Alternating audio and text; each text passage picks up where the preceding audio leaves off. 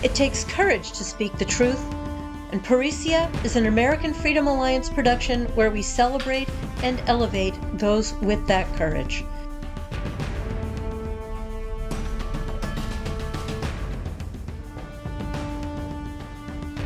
So a very wonderful welcome to Patrick Wood. I am beyond excited to be speaking with you today. I had known of you for many, many years on the topic of technocracy, which I didn't really know what that meant. I have a little bit of a better idea now. So I knew of that in connection to Agenda 21 and 2030, and then I sort of shelved that in the back of my mind. And then you resurfaced into my consciousness when you started, or when I became aware of Citizens for Free Speech and the White Rose, and I thought Patrick Wood, interesting. Now I know two people named Patrick Wood, but you're the same guy. And then when I started diving into mass formation, Matthias Desmet's theory of how all this is working, which seems to be pretty applicable, and he said he thought the goal of all of this was technocracy. I went back and revisited. Now I discover you've known American Freedom Alliance for longer than I have. So that's pretty great. So welcome, Patrick Wood. My pleasure to be with you. And I do hope that I can have an impact and influence again on AFA and just on the general dialogue. So many things happening. It's just stunning what's happened in the last 2 years. Stunning, and most certainly.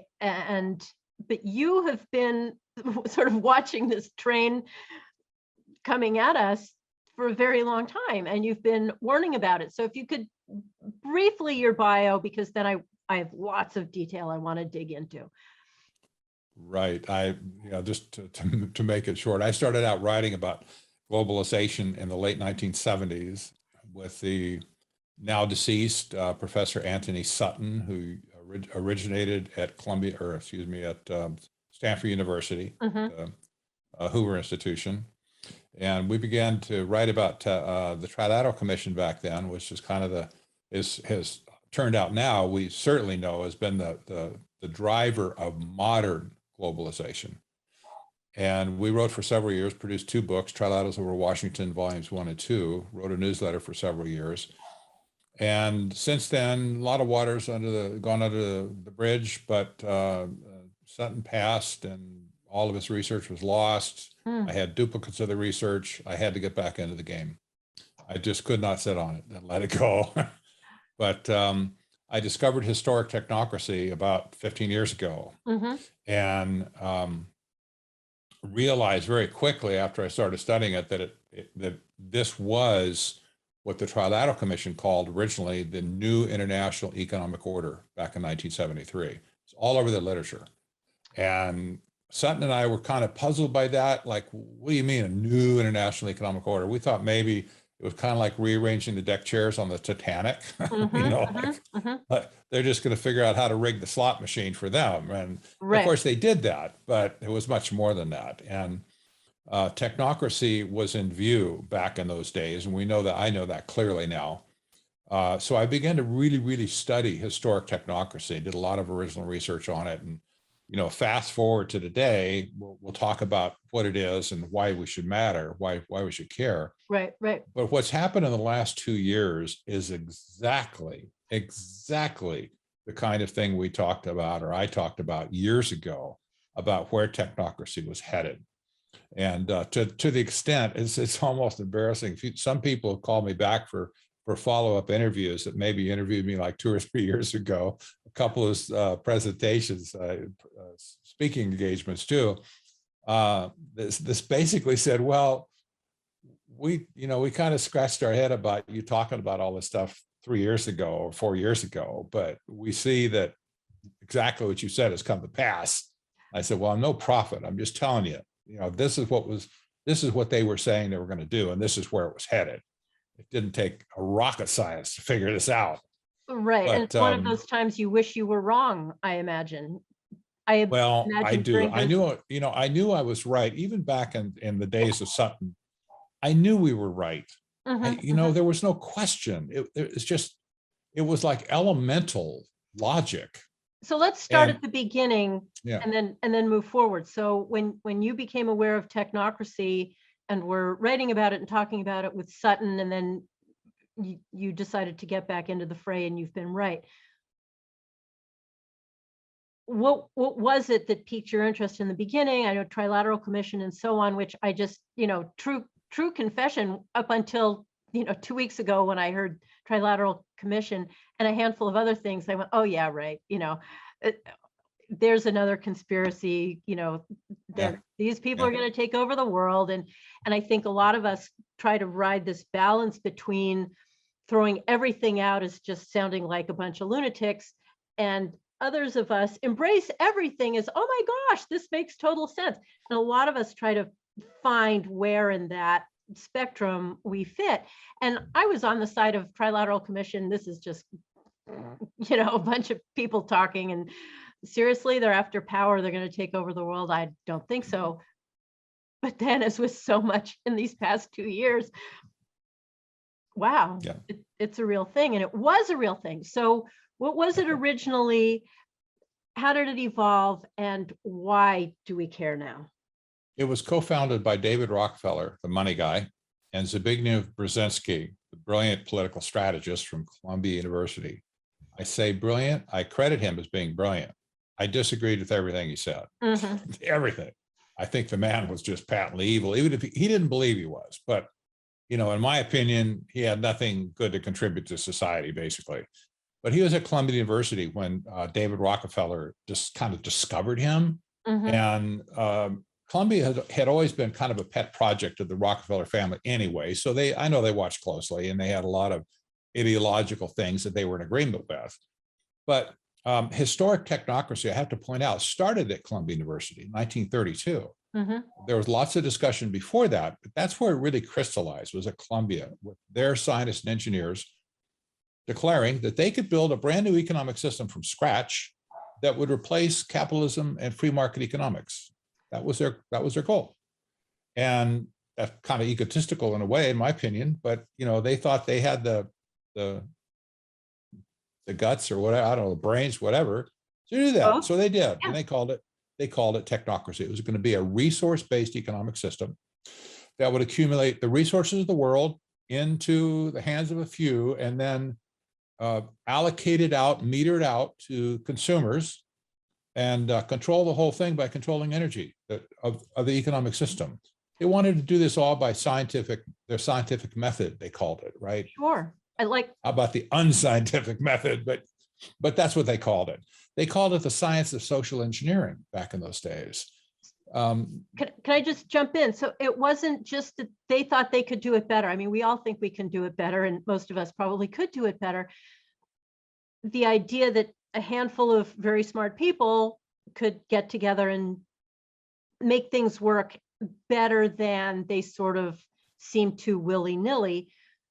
But they didn't just think they could do it better. They had an idea of how to do it better, replacing currency with energy script. Energy script. Yes, the idea, well, the overall idea is that energy is required for all economic activity, everything. Even if you don't have any electricity, you still have people power, you have horsepower, right? And it used to be in the 1800s, you had 4 horses in a team, you had four horsepower tractor. So energy is required for all economic activity in the modern world. And they understood this. If they could control the energy to society, they would control down to the minutest, smallest portion, all economic activity in society. And they could control the whole thing from top to bottom, not only what people made, but also what people consumed. That was important to them. They wanted to see that balance between, consumption and production. And of course, we see this in the United Nations today. That's what sustainable development is all about. Balance. We'll tell you what you consume, we'll tell you what to make, and we're gonna control the whole, economic issue in the world to balance nature's reserves against people wanting to consume it. And of course, you see cap and trade and the war on carbon and the war on oil and energy and all that kind of stuff. You can see all the little vapor trails from historic technocracy today, and that's no mistake. That's exactly what it is. So it's sold to us as good for the planet, but the purpose is control. yes, it's an absolute snake oil operation. I hate to say it. And in that terms is simple to understand. Why did Rockefeller get involved with it in the first place? He was the chairman of Chase Manhattan. He was the heir to the Rockefeller dynasty from the oil dynasty, right? From John D. Rockefeller in the early 1900s, 1800s, 1900s. This was a way to get a hold of the resources directly. I'm convinced of that now. And they talked about that back then, but without understanding technocracy, what's he talking about? You know, what's the big deal?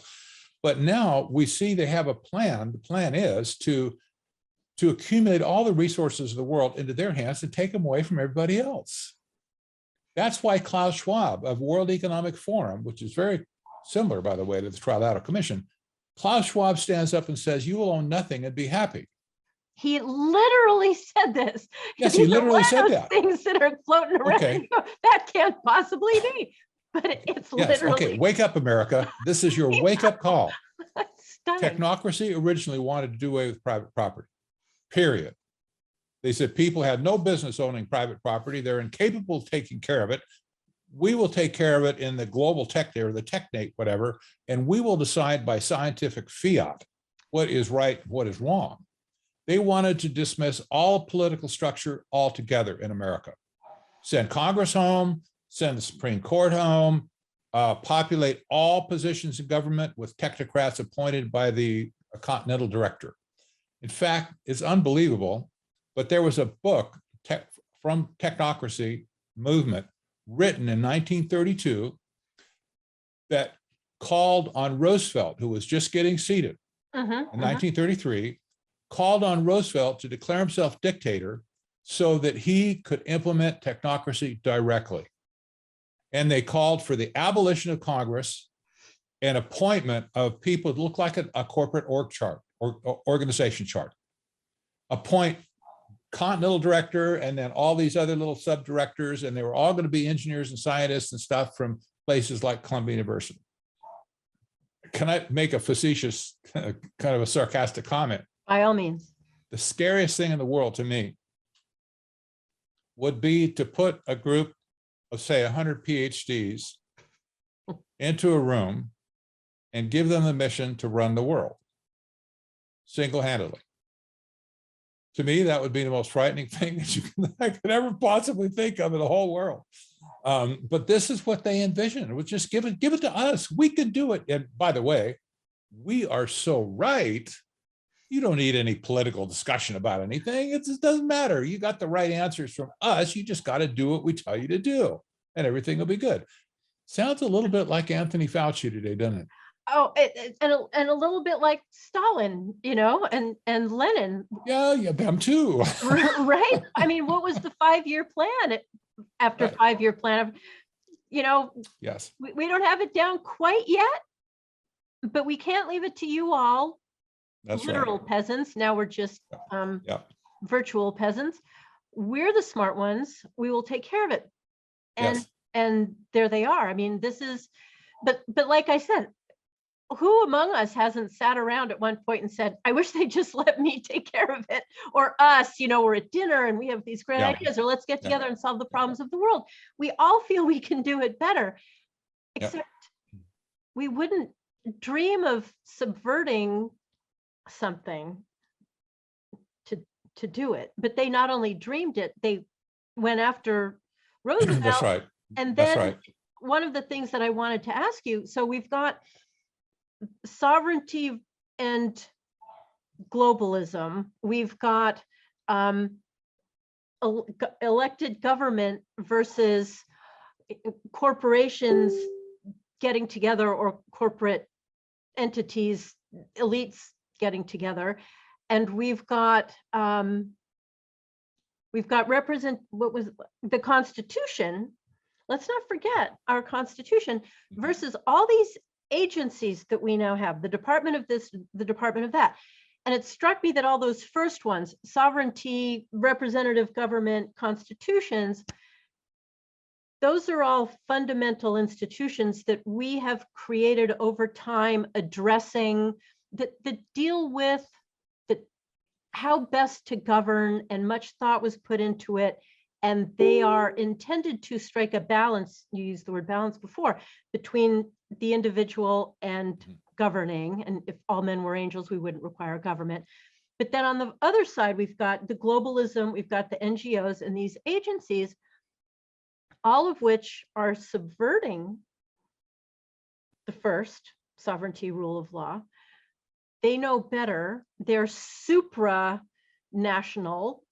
right? They're casting off any of that stuff, consolidating it, and truly getting rid of the voice of the people, right? They can do this best. Well, that's right. The government, well, technocracy had enemies back in the early 1930s. Their enemies were politicians. That's number one. Okay. Number two, their enemies were communism, were communists. They fought tooth and nail with the communists back in those days. And most people just refuse to listen to me on this. They hated communism because communism still kind of backed the idea that was contrary to their resource-based economic system based on energy. So if you don't do it our way, you're dirt. So communism was still money, and they still wanted it. Yes, energy. They did. They saw it as a form of political control, as a political system. And they said, we don't want a political system. We want an economic system where we run everything. And honestly, their writings show this. They were so certain that they were correct. They believed there was no need for public discourse, which is our political system, right? Yes, entirely. Entirely. So they just said, well, what do you need that for? And I've seen this paternalistic attitude, by the way, for decades myself, personally. I've seen this. I've interacted with a lot of these people.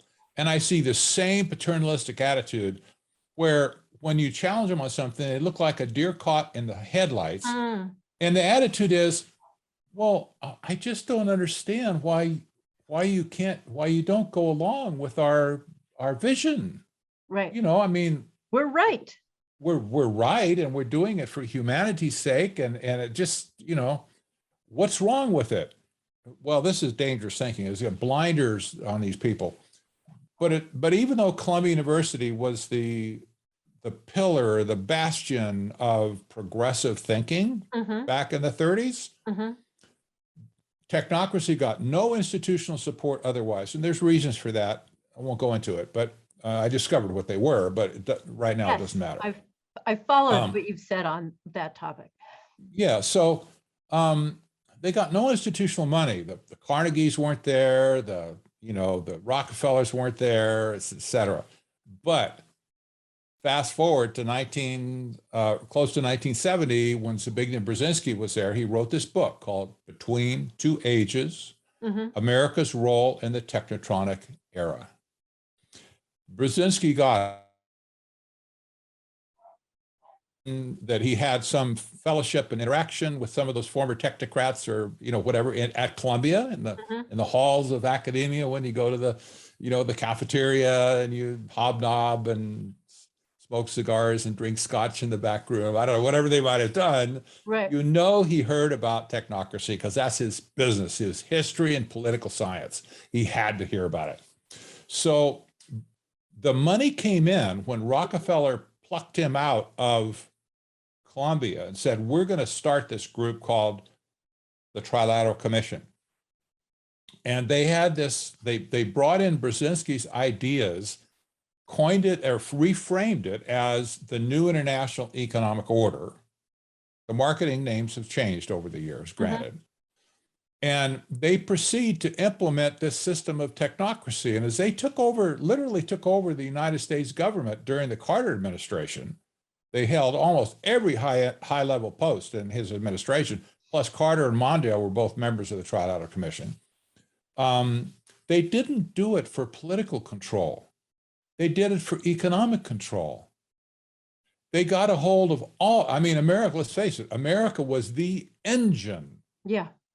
of economic activity in the world. If you could control America and that mechanism, you really got a head start on creating a new international economic order, right? So they did that. So they appointed the World Bank presidents, or Carter did, and subsequent presidents. They appointed the U.S. trade representatives that wrote all the treaties. They appointed other people to world councils and stuff that represented the Trilateral Commission. And so they did dominate the trade mechanism for, well, even up to today. They're still dominant in it. But oddly enough, not oddly, but the plan was that they by themselves, as a membership group with Europe and Japan and North America, they didn't have the direct horsepower to influence the whole world at that point. They passed it off to the United Nations, and it surfaced in 1992 as Agenda 21. And I want to make a big point out of this because it's important to understand this. Agenda 21 was the brainchild of Gro Harlem Brundtland, who chaired the Brundtland Commission for the United Nations. It was called the Brundtland Commission, to create a document called Our Common Future that framed the entire concept of sustainable development. That book and Gro Harlem Brundtland's doctrine was brought into the Rio meeting that created Agenda 21 and virtually adopted 100%. And the United Nations later and today credits Gro Harlem Brundtland as being the mother of sustainable development. It's her baby all the way.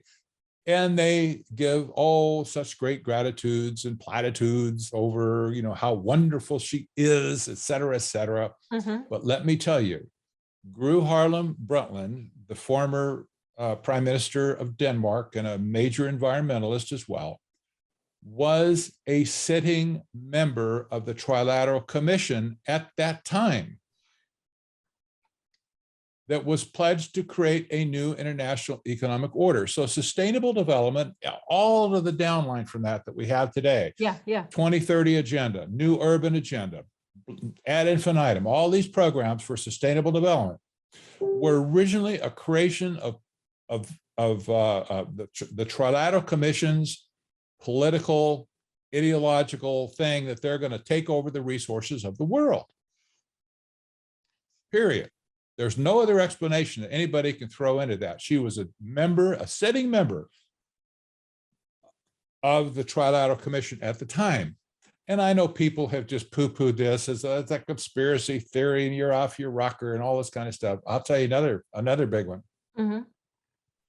The North American Free Trade Agreement, which made such a big stink and such a big division in America many years ago. Yes. NAFTA was written by another member of the Trilateral Commission. She was U.S. Trade Representative. And, it's like, okay, well, how come these people keep popping up everywhere? There's some major agreement that, changes the whole economic structure. Well, duh. They said they were going to create a new international economic order, and they have done it at every turn. Now today, we're suffering with all this garbage going on. In the meantime, while we're suffering and hurting out here, the World Economic Forum comes along and says, in plain view, we're going to have a global reset. Ta-da! I know, it's absolutely plain view. I'm watching this parade go by, Karen. Yeah. It's like, stop the horses or something. It's like, this has got to, people have to understand what's happened here if they have any hope of stopping this madness before they do conquer the world and render permanent damage to the planet. And this is the key thing. I have to say this. They have done nothing for the planet. I don't care what ecologists say or environmental people say. They have done just the opposite to the planet. Since 1973, the planet is so much worse off today than it was back then. You can lay that policies at their feet too, because they don't care a rip about the environment. It has nothing to do with the environment whatsoever. It's a ruse. It's a con job. It's fraud. The singular purpose they have is to take all the resources of the world away from you and me and companies and nation states, put it into a global common trust, and turn around and lease it back to us. That's the plan. It always has been the plan, and it's the plan today. And I'll prove the point. When Klaus Schwab stands up and says, you will own nothing and be happy. Forget the be happy part. That's the snake oil. Right. That's the snake. It'll cure anything you have. You know, you got cancer, it'll cure it. That's what they used to say about snake oil in the 1800s. Doesn't matter what you had. You got a wound, you got cancer, you got mouth sores. Doesn't matter. Drink this stuff. It'll take care of it. But when he says you will own nothing, people at the United Nations just swoon. Oh, how wonderful it will be. We won't have to own anything. Won't have to have mini storage or, you know, whatever, take care of our stuff. I don't know what they think. That's a But listen, isn't it logical to ask the question, if it exists in space and time, who does own it? Well, it's not you and me. We'll own nothing. It's not the guy down the street and all the people down the street. They'll own nothing too. What about the companies and the corporations and all the people that own real estate and farms and factories? They'll own nothing. So somebody has to own it, don't they? There has to be title somewhere. It's just not going to be in your name. It's going to be in their name. This has led many people to suggest this is nothing more than neo-feudalism. A few people own everything and everybody else squats on the back 20 acres, hoping they don't get run off by the landlord if you tick them off. So who is those few exactly? Pardon? Who are those few exactly? Well, if you look at the United Nations, this is exactly what they've been saying. They've been sequestering land, large tracts of land all over the world for decades. They call them things like heritage zones. Yes. And you see, here's the thing. The actual name on the title might still be in the name of the country where these tracts of land are, like Bolivia has been a victim of this, for instance. Bolivia still is a nation state. It still has boundaries and it has access to all, well, it has on the title name. They own, say, 300,000 acres or 3 million acres, wouldn't matter, of land that has been ceded to a heritage zone controlled by the United Nations. They no longer have access to that land. Right. They can't develop it. They can't forest it. They can't mine it. Why every now and then we get, oh, look at all this damage in the rainforest. Look at all this damage here. Look at corporations have been raping whatever, their favorite phrase. We have to do something. And then that's the argument to bring the benign powers of the UN to protect it. Is that to protect it? Oh, that's right, to protect it. And they would love to have the whole rainforest, by the way. If they could get their hands on it, they would put a barbed wire fence around it, probably a mile high, and padlocks on the roads, and they would let nobody in. But here's the thing. As all of these resources get taken away from the nations and from individuals in those nations, in some cases, that land now cannot be used for productive economic activity. And what does that do to the remaining property that's available in it? For instance, in the United States, the government now owns over 350 million acres of US land. Yes. And it's off limits. And is this part of ANWR also, drilling in Alaska? This comes to mind. Say it again. ANWR, I don't even remember what it stands for, but it's where they were allowing drilling in Alaska, and then they weren't allowing drilling, because that's not just protection, that's resources. That's yes, that's right. That's right. But part of that taking well, it is that every and this is kind of, it's related about second generation to the core of it. But when the government asserts control over a facet of property rights and says you can't drill, even though it's private property, even it may be, but you can't drill a gas well or an oil well on that property unless you buy an expensive license from us. Now that's not private property anymore. Right. That's just, that's kind of a mix where you say, well, my name's on the title and I got to pay the taxes, but you tell me what I can and can't do on my property. This is what Agenda 21 does everywhere it goes. It splits up, it bifurcates property rights, leaves you holding the title and paying the taxes, while they tell you what you can and can't do with it. Oh, you can't build a multifamily, blah, blah, blah, whatever, or single family homes. You can't build a development there. No, you can't do, you can't make factories or whatever else you might have wanted to do with your property before. You can't do that. We will tell you what you can do. And when you get permission to build something, we will tell you what standards you have to build it to. Right, right. And if you don't like the proposition, you can just forget it. And Agenda 21 is like the Trilateral Commission. When people, oh, this is Agenda 21 and sustainable development is just another ruse to gain control. That's one of those things where you go, oh, that's ridiculous. That's just ridiculous. Somebody made that up. Well, somebody did make it up, except it's actually real and it's implemented and it's been being implemented. Now it's 2030. Yeah. And we see its effects every day without being aware. So they're very cunning in all of this.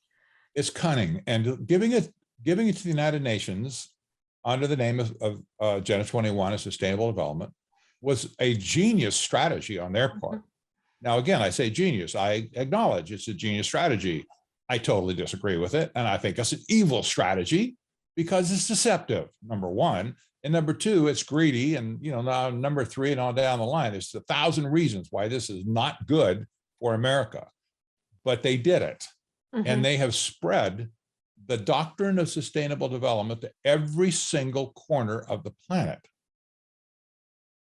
Bar none, it's everywhere.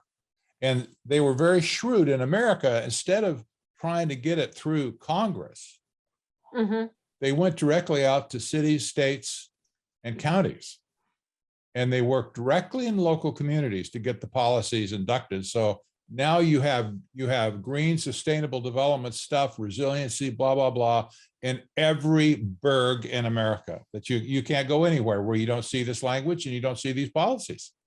And how can you be against some of these policies? It's wonderful. Don't you want clean water, clean air? Don't you want the best thing for your children? Right? I mean, at that level, it's Americans did not. Yes, Americans did not like the concept of Agenda 21 originally. I mean, this whole, when you say agenda around Americans, we say, wait a minute. Right. We don't go for agendas here in America, right? Maybe some other country, but not here. They changed the name in America because they did focus groups on this. This is how they discovered that this isn't going to fly in America. This is back under Clinton and Mondale, by the way, both of whom were members of the Trilateral Commission. Of course. Okay. They were the ones that did the focus groups, and they said, they're not going to buy this if we call it Agenda 21 like the United Nations did. And they came up with an alternative term that would be the same thing to them. To them, it was Agenda 21, the phraseology was changed to smart growth. How can you be against that? That's right. You don't want dumb growth. You want to live in a dumb city? You want to have a dumb home? No. We're smart. We want to be smart. Well, this turned the whole narrative around for them. And so they sold it to America under the banner of smart growth. It was pure 100% Agenda 21 doctrine. Bottom line, pure. Can you name some ways we see this in our cities? Oh, gosh. I live in Mesa, Arizona. We have light rail. We have sustainable projects. We have a 2040 and a 2050 visioning statement. That's pure right out, straight out of it. Agenda 21 doctrine. We see the pressure to get people onto public transit and out of cars, private cars. It's like we're riddled with it, absolutely riddled with it. Some of that pressure we're seeing here. It came out as a statement, but I mean it more as a question. Making roadways narrower and marking more off for buses and bikes, so it's impossible to drive a car. They don't ban cars, but they just make it so, oh my goodness, why would you do this? So is that part of it? Absolutely. Okay. Absolutely. Right, because those just seem to be compressing everything. Also, we just saw this, I don't know, I think it actually is throughout California. Lots that were single family zoned, you can have as many as 4 families on now. So they just, you buy a house in a neighborhood that's all single family homes. So this was the premise under which you bought it, and that premise is now changed. Next door on both sides, they could have torn down and built for 4 families. Yeah. So the entire basis on which you made your original decision has been destroyed. So where is, in all of this rhetorical question, representative government? Well, representative government has been pushed out to the side. It really has, because they're not in control anymore. I mean, well, they are kind of in control. They're there, they have a title, but they're not setting the policies that the people have asked for or that the people want. They're bringing in these policies from outside. When I lived up in Coeur d'Alene, Idaho, I have to tell this little story, I suppose. I talked personally to somebody who's running for election for the county supervisor. And I wanted to vet him, and I went with a friend, and we vetted this person. And he looked us straight in the eye and said, I'm against all that kind of stuff, and Agenda 21, all that kind of stuff, and said, I'll take care of the county, I'll take care of life here. So he got elected, and the first thing he did was call in an outside consultant from New Orleans, of all places, who worked for a large environmental engineering company. They came up and they wrote up for the county up there, it was called Kootenai County. They wrote up a general plan to transform the county into basically an Agenda 21 hub. Policies top to bottom. Here was what they said to them. Here's how they sold it.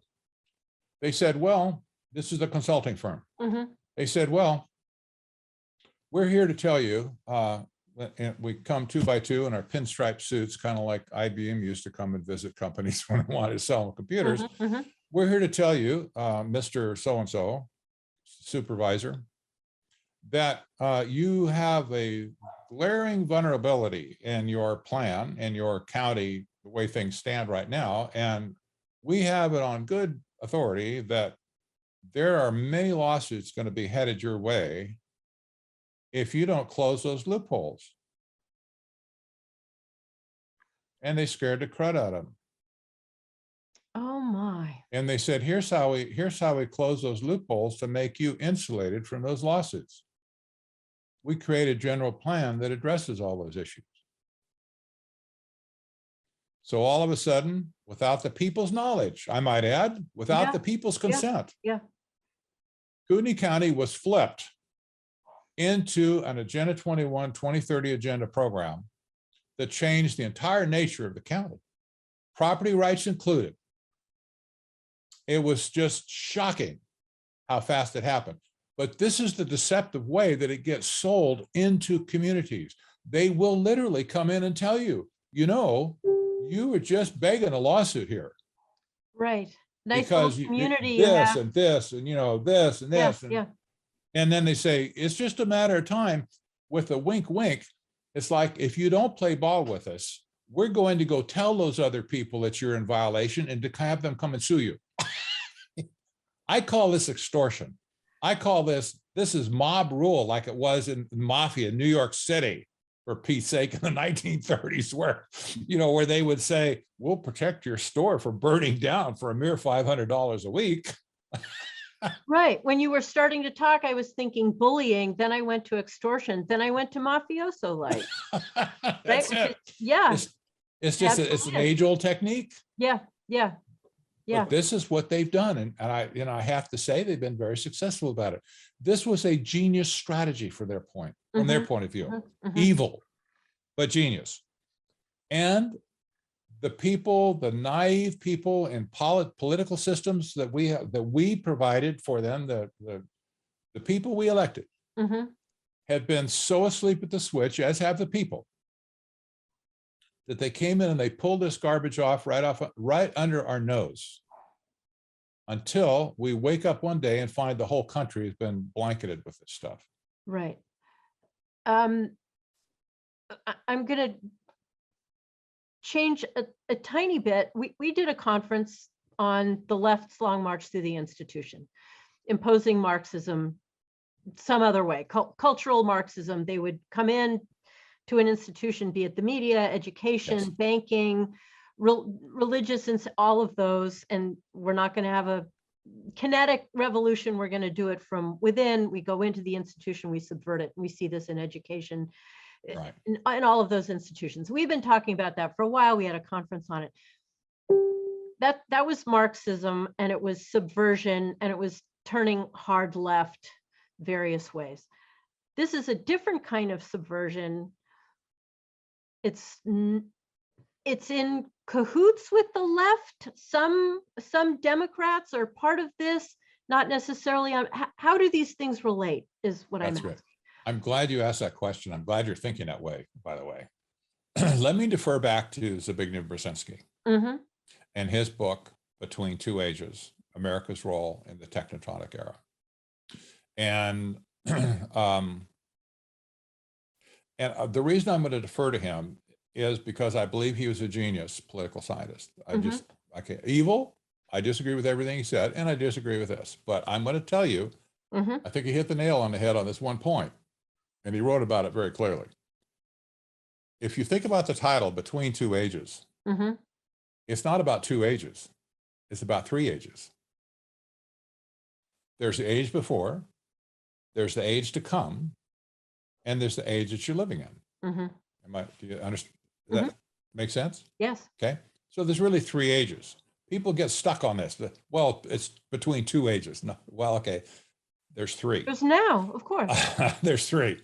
So there was from his point of view in 1970, there was the age he came from, which was before 1970. That would have been the 40s, 50s, and 60s. And then there was the current age, the 70s, 80s, 90s, whatever. And then there was some future thing he was looking forward to down the road that would be called the technotronic era. And he said, this is where we're headed. We are headed towards a technotronic era, which in Columbia vernacular meant technocracy. Okay, that's coming down the road. So what was in the then current age that he was talking about? Okay, and here's what he concluded in his book. In order to get to the technotronic era, we need to have the current era that is saturated by Marxism, socialism, communism. Got it. Why? This is easy to understand. Why? Because it is the great destroyer of civilization. Exactly right. They Period. They only destroy the left. That's how Klaus Schwab can stand up and talk about the Great Reset, and we're going to build back better. This is, it's like, okay, now that we've burned everything down to the ground, yes, we've destroyed political structures, we destroyed social fabric. Now we can come in with our technotronic era, our technocracy system, and build it up from the ground up the way it should have been built starting back in 1932, when they were certain it was dead and they were just chomping at the bit to get into the game to make it work. But they failed because capitalism had a resurgence. It came back. The economy came back. They just failed. Yeah. Today, there's this huge moral hazard sitting here where these people are predisposed to killing capitalism and free enterprise, killing it, murdering it, slaughtering it. Communism does a wonderful job of that. Yeah. Just wonderful job. Everywhere it has gone, it has destroyed the society that it's allowed to live in. But I will say this, this is my personal opinion, but it's sort of an educated personal opinion. I believe that all of the Marxist ideologues today in our country and around the world are the useful idiots for the technocrats, who will be, where those people will be the first to get thrown under the bus with all the politicians and stuff right behind them. They will be thrown under the bus as cannon fodder and excommunicated from society as the technocrats take over. This is all over their writing. Is the Marxist infiltrators and destroyers of the institutions, they are useful idiots, but they're not doing it as part of the technocratic plan. They're doing this with the aim of revolution. I'm saying this as a statement, but I mean it more as a question. To fulfill Marx's dream to get to Marxism, is that the end game? Or the technocrats going, let's just sit back and watch because this is kind of fun. We've all known, and this has been my argument and many of our arguments, the left can only destroy, but we will be there to rebuild. But the technocrats are saying, no, we're going to be the ones to rebuild. So the Marxists are destroying. Are they aware that they're the useful idiots? I don't think so. Okay. In large part, I don't think they have a clue. I think they're still stuck on their utopian dream, right, of having the world converted to communism. Right. That will do nothing but destroy the world totally. It'll just absolutely rip it to shreds. Right. But I don't think they understand, and I'm not sure that even matters if they do. In fact, in some ways, it probably much better that they don't, because if they realize that they were enemies of technocrats, they might turn around and fight them. Right. Then where are we? But then so all of that, I totally, that makes so much sense to me. And then there's the struggle, there's the destruction, there's the this and that. Then along comes COVID and allows all the destruction. It's a beautiful vehicle to be exploited, because within 2 weeks, we knew it wasn't the thing that they said it was. I'll give them 3 weeks. We knew it was happening in Italy, was not what they had said. We knew it was happening in China, was not what they had said. We knew within 3 weeks, it was very targeted. We knew that there were treatments. End of story. It should have been the end of story. There should have been headlines. Mean age of death in Italy was 88. Mean number of comorbidities was 3. We knew this already in April. We've got ivermectin, hydroxychloroquine. These things are great. Should have been headlines. Let's get back to work. But of course, it wasn't. So COVID was the perfect vehicle for all of these. It pivoted from energy related and Marxism related economic, in that sense, energy related economic exploitation to, we're just going to burn it all down. Is that what you saw? It is. But let me say that I do believe, and I wrote about this openly in early 2020, that this was technocracy's coup d'etat. This is their moment of takeover, of glory. This is where it started. It was kind of a verbally undeclared war on the whole world. It wasn't just in the United States. Right. Now, if you look around the world and see, okay, so who's orchestrating this, this coup d'etat? What triggered me was that all of the people that had formerly been railing about, climate alarmism. Yes.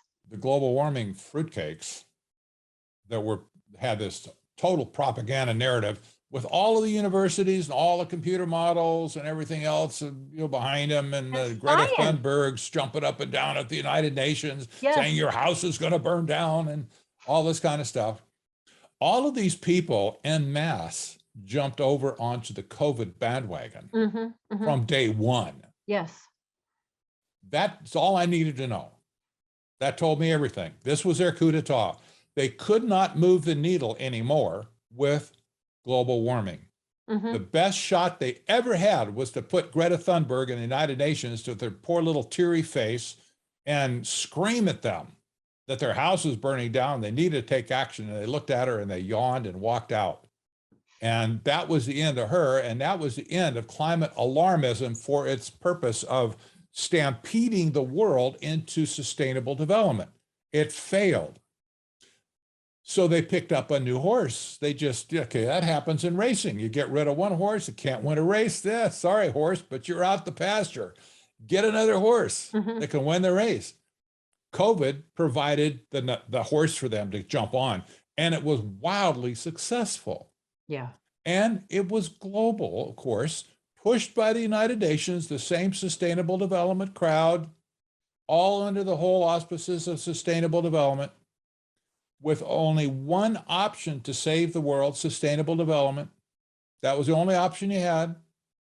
The World Economic Forum stepped to the forefront, became vocal. And by the way, they are so connected to the United Nations, you would not believe it, but you can go to their website, you'll see it on every single page on the World Economic Forum's website. United Nations, sustainable development, sustainable this, sustainable that, green this, green that. They're totally sold out to the United Nations, one and the same. So they come into the picture and they say, okay, we're going to offer you an out to all this stuff. It used to be, well, the world's going to burn up, so we need to do this, this, and this. Polar bears are going to die. So now the deal is, we're going to save you from, bad COVID, bad virus, bad blah, blah, blah, blah, whatever. We're going to save you from this because Schwab said this. It offers us a narrow window of opportunity to reimagine the world and have a great reset. Okay, let's take a clue here. It was a If it was stunning just admission. Karen, if it was just talk, you and I could meet, go out for coffee, and we might talk about the craziest things, who knows what we could dream up, some crazy crackpot kooky thing that we could talk about by ourselves. Okay. And we might agree with you. Yeah, I love that plan, but we don't have the means to carry it out. Right. But these people do. They have the trillions in their pocket at their disposal. They not only talk crazy stuff, but when a group that has this kind of conspiracy mentality, all of a sudden it can be demonstrated they have the means to pull it off. Yeah. That's where the danger starts. And these people have the means. And then we see step by step how they are implementing those means to do what they said they were going to do in the first place, most of which plans were indeed cooked up behind closed doors, smoking cigars and drinking scotch probably at fancy clubs in New York City.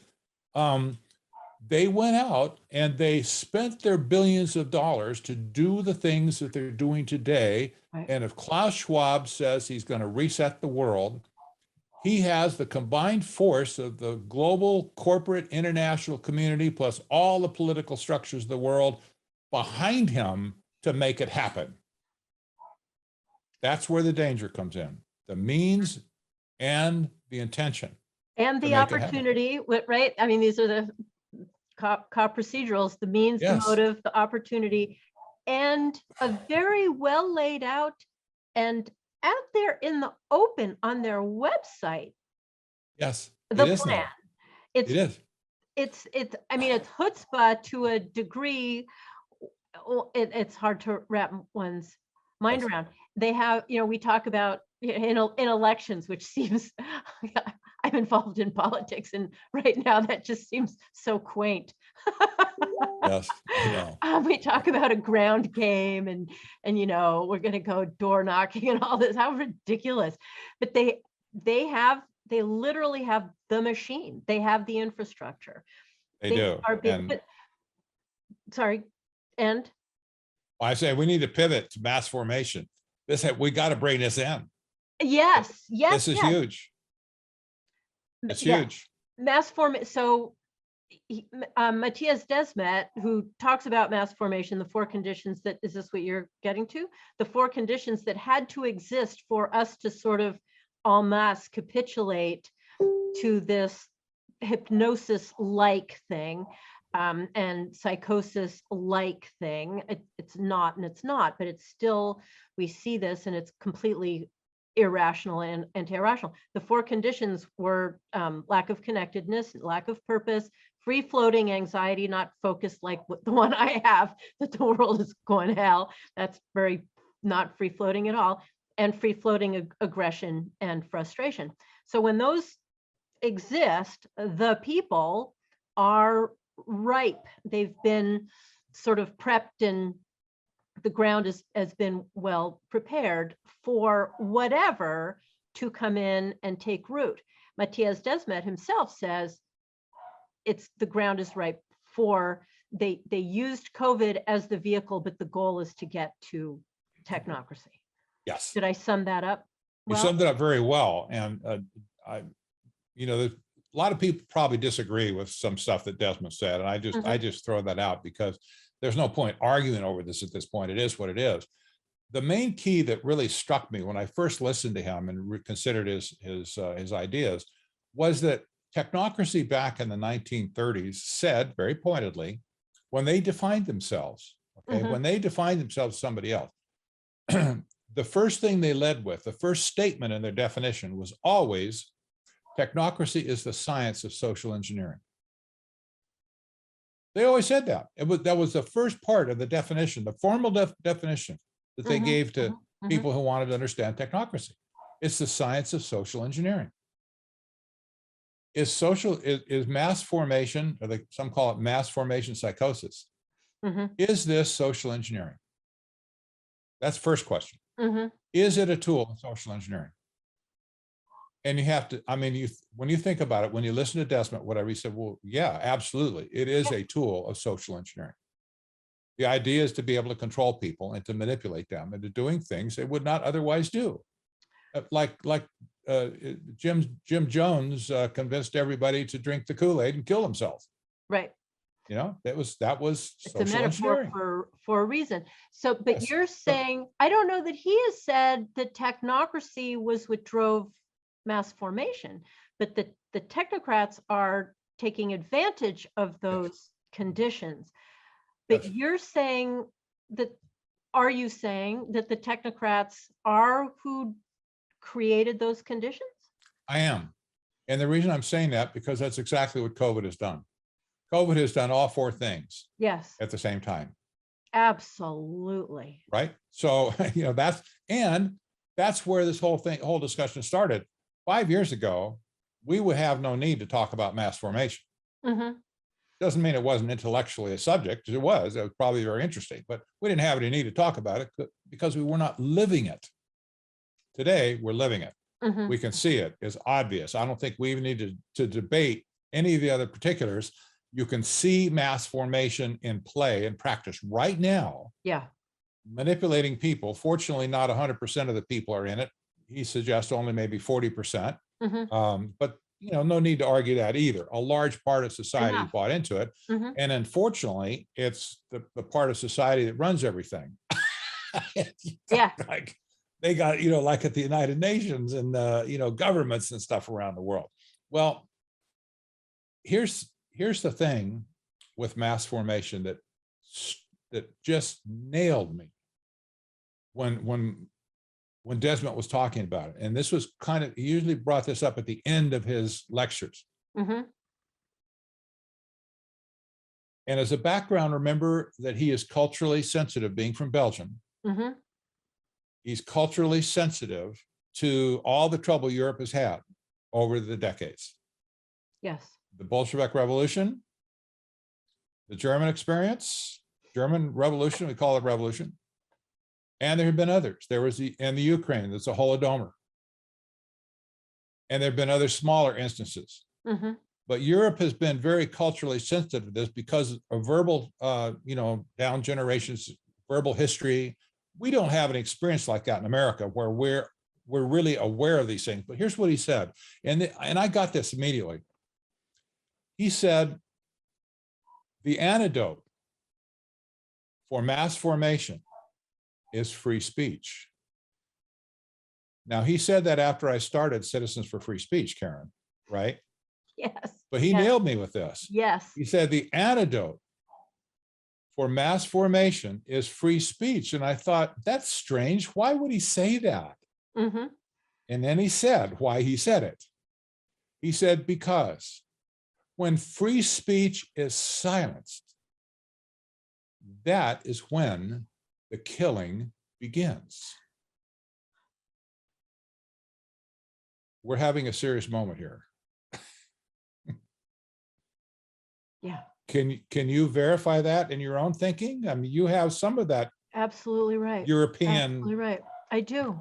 And exactly those things. When people have no more voice, yeah, they are silent victims that will not cause trouble if they're eradicated. That's why, and he said this too, that mass formation by nature must identify a scapegoat. mm-hmm. And it always has historically. In Russia, the Bolshevik Revolution, it was the intelligentsia and the rich people. Mm-hmm. Drug out and killed in mass. In Germany, it was Jews defined as dirty, that carry lice, blah, blah, blah. Black people, invalid people, mentally unwell, mentally handicapped people became the scapegoat. mm-hmm. And in both those cases, when they were denied access to free speech, yes, that is when the killing began. Yes. That is when the killing began. Now, this is profound, historically profound. Why do we have such a battle today against free speech in the First Amendment? And COVID has slaughtered the First Amendment. It's churches shut down. Mm-hmm. People had to wear muzzles where you can't understand anybody. People couldn't assemble. People couldn't write articles. They got canceled out of all the social media and newspapers and blah, blah, blah. They couldn't redress the government for grievances. Mm-hmm. Mm-hmm. You couldn't even get a hold of a government office when they were shut down. To talk to them, they were gone. Right. The First Amendment got slaughtered the day COVID began. Oh, it was just a nightmare. And this is what ignited Citizens for Free Speech. After 3 years of being in existence, we went off the charts because people recognized our free speech is being curtailed massively. Now, having, just combining what's going on, I said this is technocracy's coup d'etat. If it is truly a coup d'etat, mm-hmm. one of the main objectives they must have is to silence free speech. Yes. And my greatest fear, and it should be the fear of every American, is that when, as and if free speech is ever silenced, mm-hmm. that will be the day that the killing fields begin. Yeah. And I think history backs us up on this 120%. I really do. Absolutely right. I want to get to Citizens for Free Speech also, but when COVID started, I had said, this is going to be used as the Reichstag fire, which yes. was when power was seized constitutionally. It was all done legally. So there was that. And then we'll talk about other scapegoating after January 6th. But I felt that it was the first time that they would begin to shut everything down, deny First Amendment and everything. And the churches shut down just boggled my mind. What about render unto Caesar and so on? And that was very chilling. That this happened, but the most chilling, and continues to be the most chilling, is how our friends and neighbors have been all for it.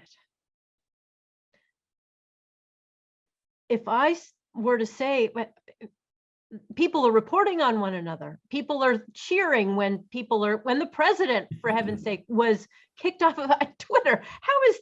How is this possible? When we are deplatformed, when major doctors, the biggest experts and most applauded, are now being deplatformed, which means devoiced, and people cheer, and people cheer. And I'm just going to throw this out there, and then I want to talk about Citizens for Free Speech. When we had our Left's Long March Through the Institutions conference, we invited Brent Bozell, head of Media Research Center, media watchdog organization, and who's been a hero of mine for a long time, because without the media, none of this happens.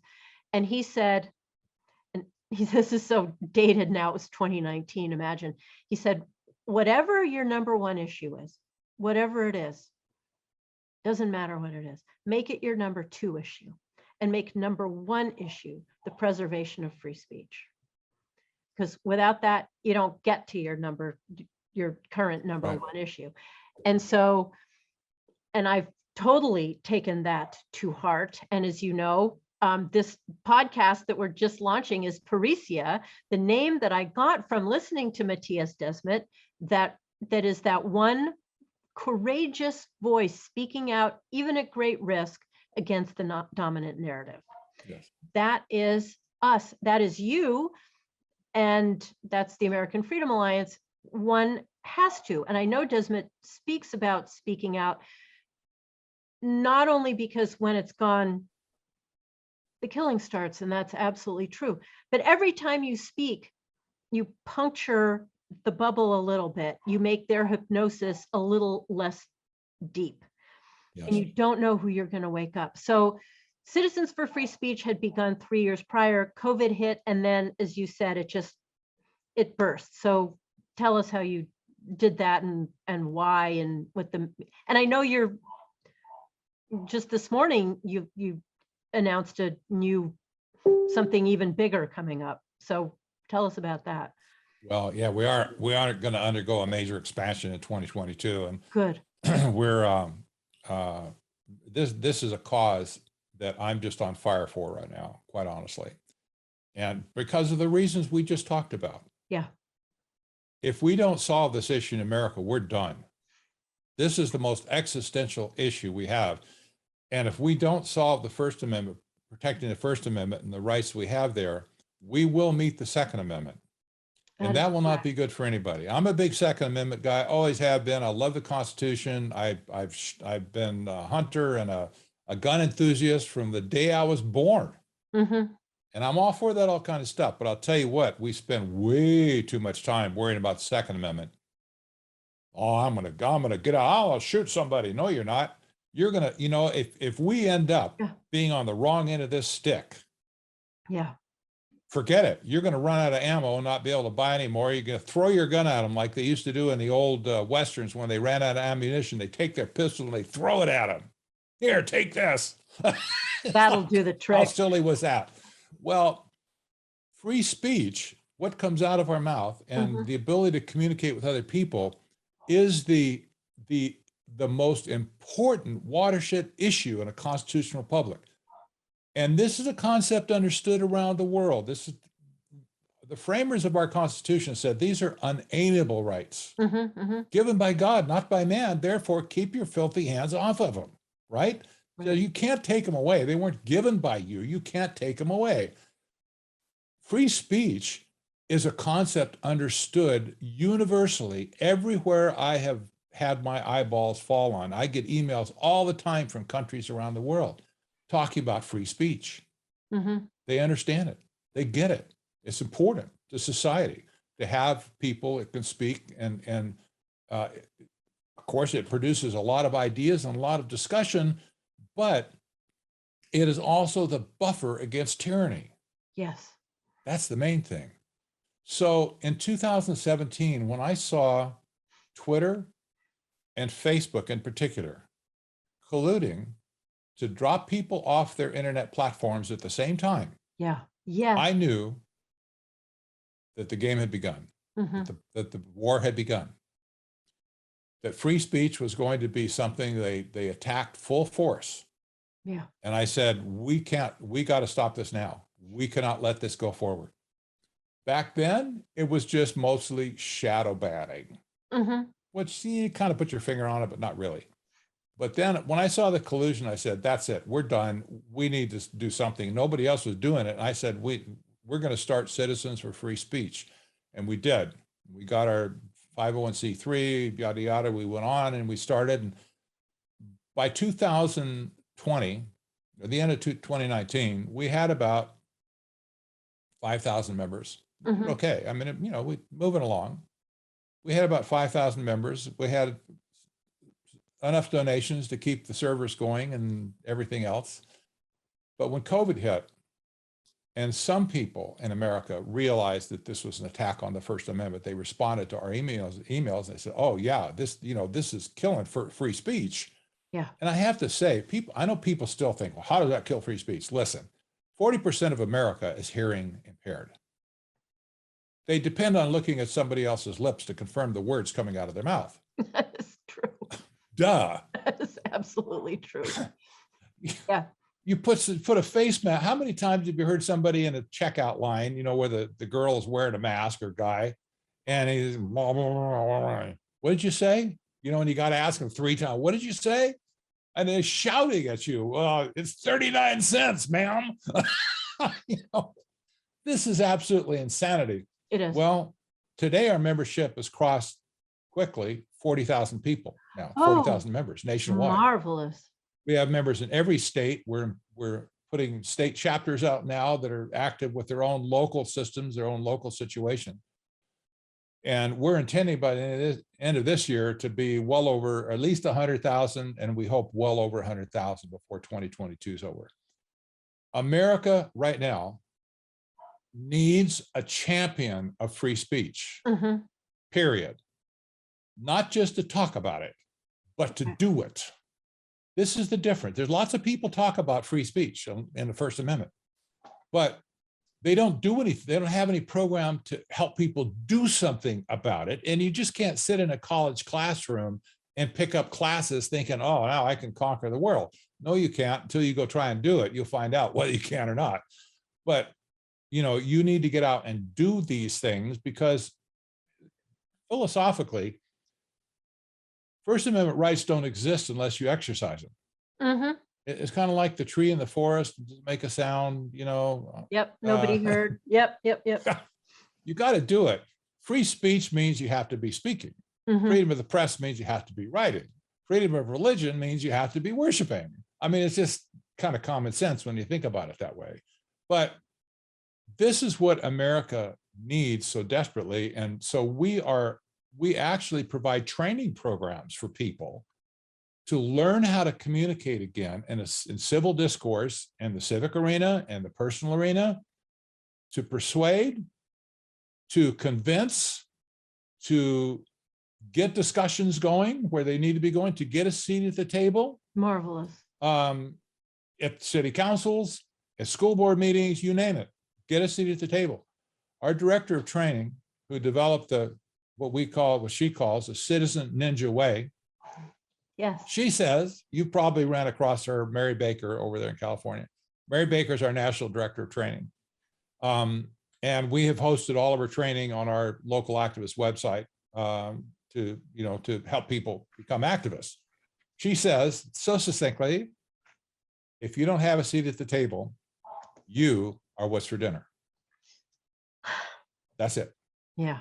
Yeah. So we're focusing not only on growing our membership, but we're focusing on drilling people down into actually getting out on the street in their local communities to build a firewall around where they live.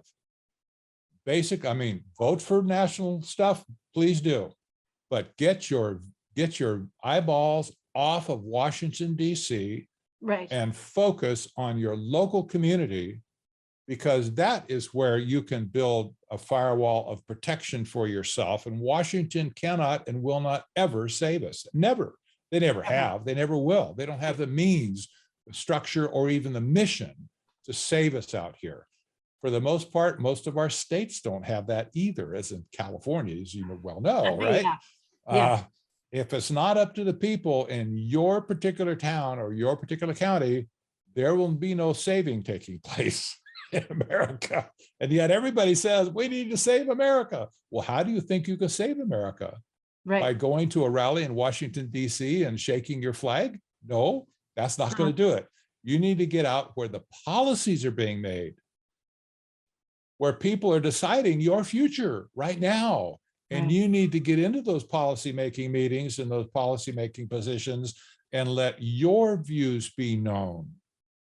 And not just abdicate responsibility anymore to let some cockamamie consultant come from New Orleans to tell your city you need a general plan to avoid being sued. Right.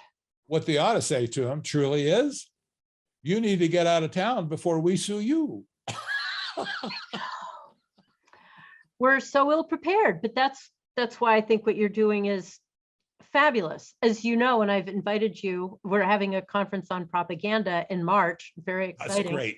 And we're going to talk about how it originated, how it's been used against us right now in this acute situation, and then how we can do propaganda better. And we call it messaging, but by golly, we really need to start thinking about us being better at propagandizing. And I think that's what you're, I think.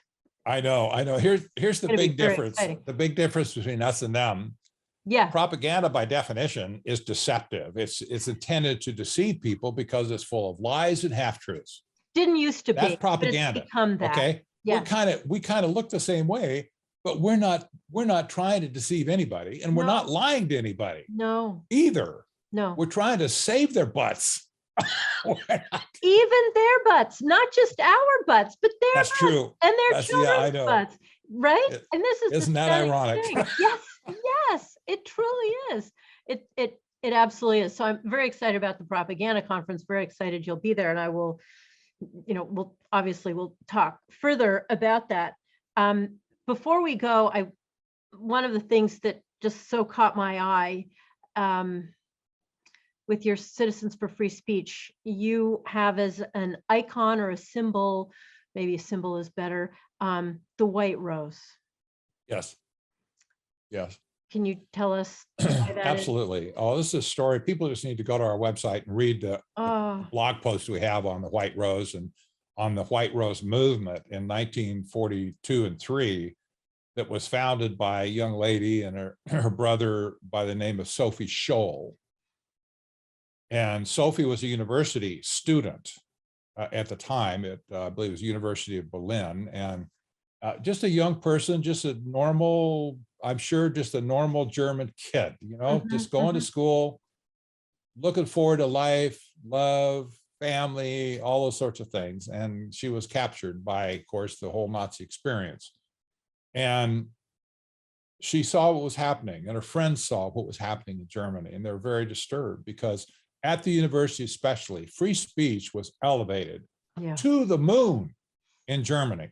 That's why Germany had the most engineering scientific prowess of any nation on earth at that point, maybe outside the United States. But they were huge on free speech because they talked about that. They argued, they had debates all the time, and they argued principles and whatever. And this is, in their view, this is what made Germany great. Yeah. And they saw free speech as being crushed. They saw the books, piles of books being burned in the street. What was happening on the front, where people were being slaughtered, et cetera. And they said, we can't let this happen anymore. And it's not incidental, by the way, that Sophie Scholl was a Christian too. And she had a conscience, she had a moral compass that drove her to speak out against what was happening and to promote the concepts of free speech, basically saying, just like we're saying, free speech is the antidote to tyranny. Yes. She was captured by the Gestapo after only 6 leaflets were sent out around the communities. And she was tried in a mock trial. And she was sentenced the same day she was convicted to the guillotine to die. And she did. And she did. And all but one of that whole movement died in the end. And Sophie's last words were sobering. In fact, the whole thing was just sobering. But she knew that she was in jeopardy of sacrificing her life when she started, when she wrote the first word. She knew that, convinced of that. Yeah. And yet she put herself on the line to speak to us today.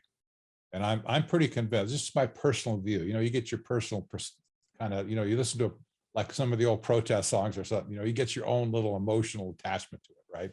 Mm-hmm. I look at this whole thing, what happened with Sophie. I don't believe Sophie's movement was for that day anymore. I don't think it was to be the savior of everything bad in Germany in 1943 when they were on trial. But flyer number 6, or pamphlet number 6, leaflet number 6, was smuggled out to Great Britain. And they were so impressed with the courage that these people had to speak out. They took that flyer, printed millions of them, and dropped them over Nazi Germany before the war ended. That was step number 1 that elevated, in my mind, that elevated Sophie Scholl and what she did to world status. Mm-hmm. When somebody outside of Germany recognized the great thing that they had done by being martyred for this, they said, this German people need to hear this. Yeah. They're better than that. They need to hear this message. So they dropped it. I think Sophie speaks to us today, and I think she was meant to speak to us today. I really do. She had, and this is sort of, again, anecdotal, just my theory, but I've read this, and it's a fact that this happened. But she was in a jail cell with a young girl, a young lady, probably maybe a little older than her, but who was a communist. And Sophie Scholl was not a communist, and so they had nothing in common ideologically. They became friends. You had to. The common enemy had them both in the same jail cell, right? So they became friends. The night before Sophie was executed, she said she didn't sleep very well. She confided in her roommate, right? She said, I didn't sleep very well, but I had a dream. And she related the dream to her roommate, who later told the dream to other people who wrote about it, okay? Kind of all verbal, I realize that makes it a little bit shaky, but it's all verbal. Well, the dream was like this. She said, I was carrying a baby up a mountain. And I got to the top of the mountain and I placed a baby on the other side. That was a dream. And her roommate and other people since that have been thinking, well, what the heck does that mean? And I'm not a dreamologist, don't get me wrong. I'm not into dreams. I don't, try and interpret all the dreams in the world. But what has been suggested is that Sophie's message and life story was that baby Mm-hmm. that was carried up the mountain and placed on the other side for you and I today. That's just the way I took it. Kind of sobering too. Very sobering for her, very inspirational for us. When I mentioned to you before, Sophie Scholl has long been a hero of mine. My father, having been brought up in Berlin, everything to do with that era is, of course, deeply meaningful. And a warning, and I've used Sophie Scholl, when I suggest to people they talk to somebody about something, don't be so cowardly in speaking up about things. Well, I might get keyed, my car, this thing might happen. And I'm always thinking, we have to do this now. Sophie Scholl did this knowing she was probably going to die. We need to do it now when it might be our car that gets keyed, so that we're not having to draw on such immense courage of young girls and boys like her brother and the rest. Yeah. Now is the time. now is the time. And Citizens for Free Speech, I mean, hallelujah to you for taking that on, American Freedom Alliance. Obviously, we do what we do also. I do as an individual, so do you. Parresia, of course, does. But the goal to me, and you had said the Second Amendment, it backs up the first, but we don't want to get to that. We want to still be living in this domain of the first. Yeah. We want to be living in the domain of getting your car keyed, not of Sophie Scholl. And actually, while you were talking of Sophie Scholl, and this is the lunacy of my own brain, Brzezinski's, what was it, Between Two Ages. Up the mountain is one age, down the mountain is the other. She was that era in the middle, in a sense. She was seeing the other side from the one side, and it was her sacrifices. And I don't know, I'm again making a statement. I mean it more as just this is jumbling in my head. We are on the other side, but we're also heading up our own mountain right now. Yeah. If that makes sense. Yeah. I think you're right. We need to realize that defending free speech is going to cost us. Yes. Number one, it's going to cost us. And we know already it's costing us, for Pete's sake, with all these people being banned and censored and canceled and wiped out of society. Yes, there is a cost right now. People have, like the frontline doctors, they lost their jobs. Yes. And airline pilots have lost jobs, and nurses and doctors and stuff have been thrown out of hospitals and lost their jobs, their livelihood, and basically made homeless overnight. There is a cost to defending free speech. Yes. And the First Amendment, all the rights contained in the First Amendment. California in particular, I was struck by the number of churches that permanently shut down as a result of COVID. It blew me away. I never expected there would be such a universal caving in of churches. Utterly. This is not acceptable. Right. I don't care what church you go to. This is not acceptable in America. And there has already been a huge cost. A lot of people have paid. Many people have died needlessly for this whole thing as well. But if we don't stand up today, we will be held guilty by history. Yeah. I'm certain of it. If we last that long, we will be held guilty by history for not standing up. And at this point, silence is complicity. In my opinion, silence is complicity. We need to tell people that. You cannot be silent. Yeah. I say wearing a mask is complicity, because you are acknowledging an acceptance of a narrative that you know to be not true. Yes. I will not say 2 + 2 = 5. I simply won't, not ever, never. And wearing a mask says, I think this does, either I think it does something, which I know it doesn't, or I don't care if it does or doesn't, but you're making me, which is silencing. No. Right. Absolutely, absolutely not. So we pick our battles, and that's fine, as long as we're not completely silenced and we completely capitulate. I get it. Some people have to do things for various reasons and whatever. Some of us are just congenitally, I know. Part of my cost is having to spend 8 hours to drive over from Phoenix, Arizona to Los Angeles. Los Angeles. For your AFA conference. Yes. And on propaganda, because I'm not going to spend one thin dime with an airline that forces me to wear a mask. I just won't do it. And I tell them I've told them a few times that I would have bought a plane ticket, but I'm not going to. Good. Because and that is where I have capitulated. That is the one, but I actually take it off. Yeah. I know. So anyway, it's it's going to cost people, and it does cost. This is not something that I really ever anticipated I'd be doing towards the end of my life. Wow. But this has got me worked up. Thank goodness that thank God that I was raised on a farm and on a cattle ranch, and in that culture where old cowboys don't die. They ride off into the sunset on their horse with their boots on. That's how I was raised. Right. So, I'm looking at this whole thing and saying, you may someday, somebody's going to put me in the grave, but I'll tell you, there is a battle to be won before that.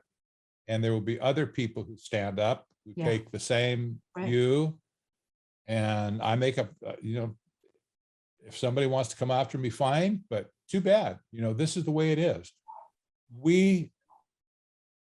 I at least appreciate America because it's given a lot to me personally. Yes. And I appreciate my friends and I appreciate the people in America, even the ones that differ from me, because they're human beings too. Yeah. They're not just a bunch of animals like technocrats believe. They're people. They have a sovereign will. Yeah. And, they have a soul, for Pete's sake. They're not animals. They're not bacteria. They're not mushrooms, polluting the dunghills of the planet, like the technocrats believe and others. Right. And so, we look at society today, and there have been some good times in the past in society, never without trouble completely. But this scientific dictatorship that's coming down upon us right now will snuff out humanity, essentially, on Earth. Freedom and liberty will be snuffed out forever. It took 600 years to get to the point where our US Constitution could be created. Go back historically, look through even back to the Magna Carta, all the things that happened. It took at least 600 years to get freedom to where it came to where it could actually be expressed in writing in our US Constitution.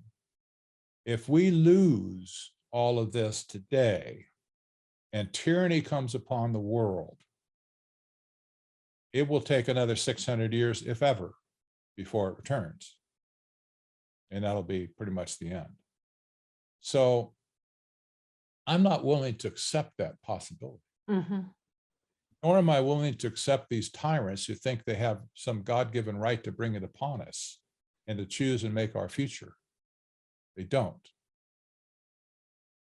And so, I can't say either that I can make your future or you can make mine. That's not it. But, together in any given community, in any given country, the people have a right to choose their future. And nobody has a right to choose it for them. But we're at the crossroads. We are literally at the existential crossroads of everything we know and love as humans, as citizens, etc. So it's a big task ahead. Yes, and I know I should just wind up from there, but I'm not going to, because I want to ask another thing. So I just hate. I want to get us out of it. So free speech, yes, but how much of this, when you were just talking about letting the science rule everything, it's always been, well, or portrayed as, whether or not it's really been, science versus religion. How much of this is due to secularism, and to what extent can faith and faith-based action be a remedy? Well, I think it's pretty much statistically proven right now that the majority of the people that are resisting COVID, at least this whole pandemic, I call it the Great Panic of 2020, a large portion of that community are Bible-believing Christians of one flavor or another. I mean, it's not, there's Catholics, there's Presbyterians, there's evangelicals and all. But generally speaking, I have found that there's a large percentage of people that are already in some religious experience, okay? And I think that drives the government and technocrats therein nuts. And we have become the scapegoat as a result. And by the way, I know somebody's going to challenge me on that, but I'll direct them to an article I just posted on technocracy.news. Even today, it'll be in the feed. You can go search for it. That says there are now 25 agencies across the federal government that are committed to tracking all of the religious exemption requests to their agencies. The government employs, 4 million people. And not only that, but they're going to track the religious exemptions of all of the contractors and subcontractors to the federal government, which must be at least another 4 million, if not more. I don't know. Huge number of people. And the only you have to ask the question, why would the government be collecting such information on their employees? Right. I can only speculate. I can't, just from a kind of a broad point of view, every time such a list historically that I know of, every time such a list has been created and maintained, that particular group of people, it always ended up poorly for them. Right. I don't want to go back in my mind with all the lists that were made in Nazi Germany. Of course. How does one not? But, here we are. They're making lists. Who's Right. been naughty and who's been nice. And the only thing that I can look at that at the very, very least is a mass purging of Christians. Not killing. I'm not saying killing, but a mass purging of Christians from the employment rolls of the federal government. Well, conservatives first, right? We're not getting it, conservatives. So, Yes. And patriots, we know are number one on the list. We're already know we're domestic terrorists. Then the religious people seeking exemptions is so. Right. COVID has really, again, been a fabulous vehicle for sifting, parsing various groups of undesirables, which again, we've seen throughout history. And in part, why is that? Because those 4 elements of mass formation, all of that has to do with secularism. Yes. Right? You break the community, well, that's church. Purposelessness, you find purpose in church. Free-floating anxiety, you give it a reason for being, and free-floating, rage, you don't have that if you're a grateful person, which comes from religion. So mass formation comes best when they've destroyed those things. And if we resist through religion, of course, we're going to be targets again. Yes. So yes, there's little doubt that, persecution in America is probably coming sooner than we think. That's another issue, sort of from free speech, but it's related to free speech because it's in the First Amendment. exactly. That's the first thing in the First Amendment. That's exactly right. So we need to continue to speak up, even though they come after us, but because they come after us, we need to continue to build up our churches, even though they'll come after us, and because they'll come after us. Right. If I could sum up the First Amendment this way, it'd probably be a good place to end. Yes. It's all about communication. It's all about communication. And here's the exhortation that we have from our founding fathers. Number 1, communicate with God. That's what it's about. Expression of worship. Vertical communication, communicate with God. Secondly, communicate with each other. That's free speech. Thirdly, communicate with others. That's freedom of the press. Fourth, assemble. Peaceably, right? Peaceably. Why would you assemble? To communicate, to have fellowship with each other. And lastly, speak up to your government. Who knows what they might do to avert evil? There's lots of examples of that happening. I think of the book of Ruth in the Old Testament, a beautiful story of how Ruth saved her people because she spoke up. She addressed the government, right? So I got a problem. And so, it's all about communication in the end of it. That's what free speech is. Communicating vertically, horizontally, telling others, assembling together, be together, and then also to speak to the government. That's it. We're supposed to do those things. The founders expected us to do those things, and we're not doing them right now because COVID has just scared the crud out of everybody. And if they're not censored by Facebook or YouTube or Twitter or anybody else, they're self-censored, hiding out in their own homes with the door shut and the TV on, and they're scared to death even to answer the phone. So that's absolutely right. Speak up. Speak up. Speak out. Yep. Well, Patrick Wood, this has been an absolute terrifying experience, but an utter delight. I'm so pleased to have had this time That's talking great. with you. And I so look forward to you coming to Los Angeles, and I hope we can do another podcast just like this. So thank you. I'm sure indeed we will. And I thank you for your contact, and also for your reception and your understanding. I know you've been going where we're going a long time before I got involved here. Yes. And maybe some of what I said was just a confirmation for you that, yep, I was thinking that way, and now I know why, and this is right. That's very, very, very, very true. Very Yeah. true. So spread the word, take it around, Absolutely. and don't ever shut up. Just try to shut me up. Doesn't work. It doesn't work. That's Thank great. you so much.